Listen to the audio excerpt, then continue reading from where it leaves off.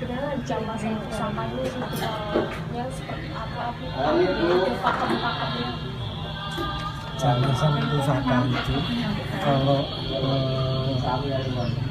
misal kita kalau mengatakan pakem itu acuannya adalah keraton, tentu akan berbeda dengan yang dilakukan oleh masyarakat kelompok masyarakat di luar keraton, karena memang itu dengan keraton dan di luar itu berbeda. Tapi pada dasarnya secara esensi yang dilakukan sama. Secara makna jamasan pusaka di keraton ataupun di luar keraton itu sama saja. Intinya adalah membasuh pusaka sebagai simbol jati diri pemiliknya. Karena pusaka keris kembak itu dulu dibuat sesuai jati diri pemiliknya. Misal ini keris saya, tapi ini keris baru kan, ini keris lama. Dahulu orang pesen keris itu menyesuaikan dia profesinya apa, dia status sosialnya apa, mungkin kalau dulu ada kasta-kastanya apa dan sebagainya, itu dicocokkan. Terus cita-citanya apa, pengen jadi apa, pengen meraih apa di masa depan, dicocokkan, dimasukkan ke dalam pusaka itu saja.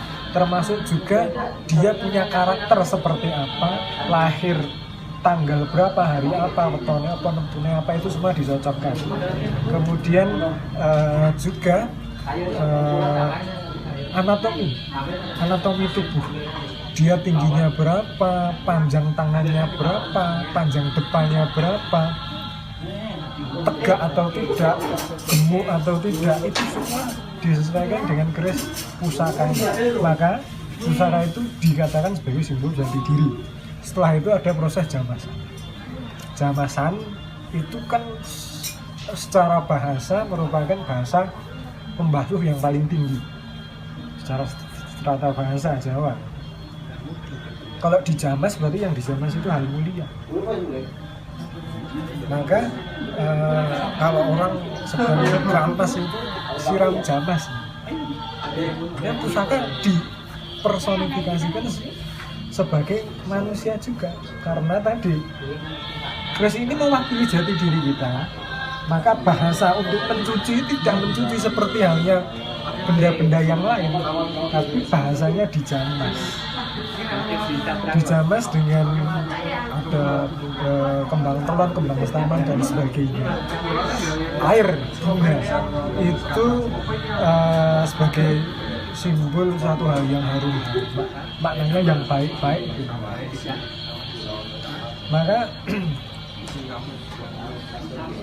pusaka ini selama setahun kan disimpan atau dipakai. Dia melewati berbagai situasi sehingga mungkin kotor dan sebagainya. Pada waktu-waktu tertentu, kalau menurut Jawa lama itu waktu tumpek landek, wuku landek. Kalau sekarang masa Islam ada dua, ada yang jamas di masa mulut itu maknanya maulud itu lahir, sama. Kemudian Muharram itu bahasa Jawanya Suro, itu awal tahun, sama juga. Maknanya bahwa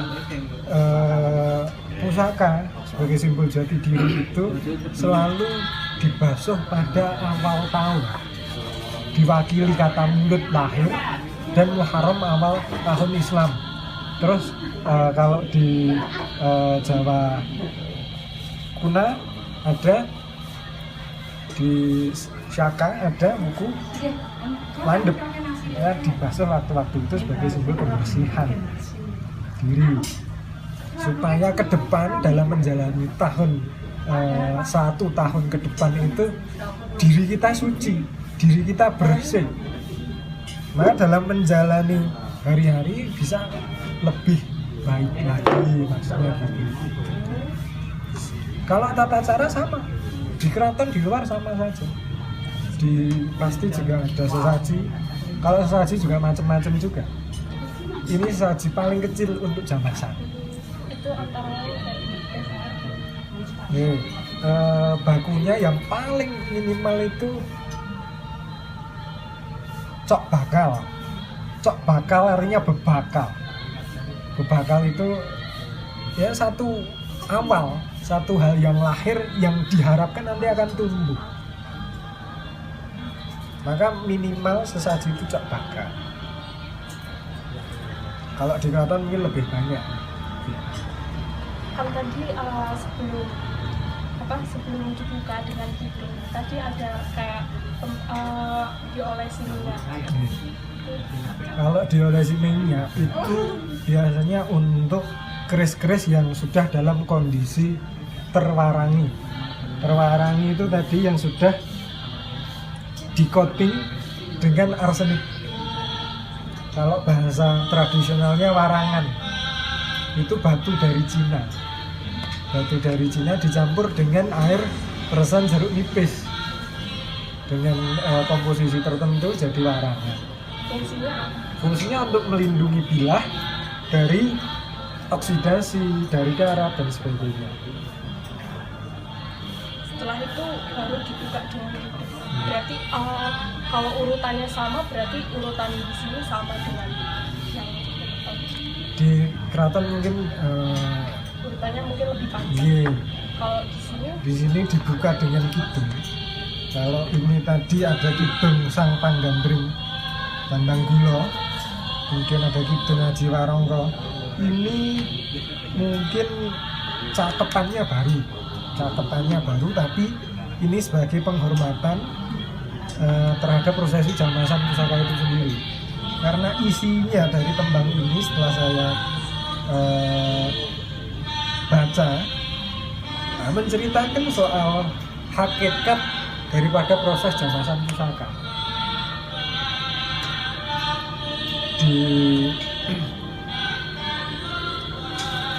Bahwa pusaka yang merupakan karya adiluhung Nusantara itu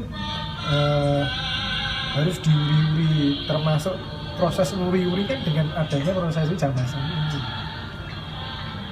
Kalau yang Dandang Gulo kira-kira seperti itu, hanya menceritakan dia bagaimana proses penjamasan pusaka, manjing jamasan sesuci, pusaka piandel guna dan sebagainya.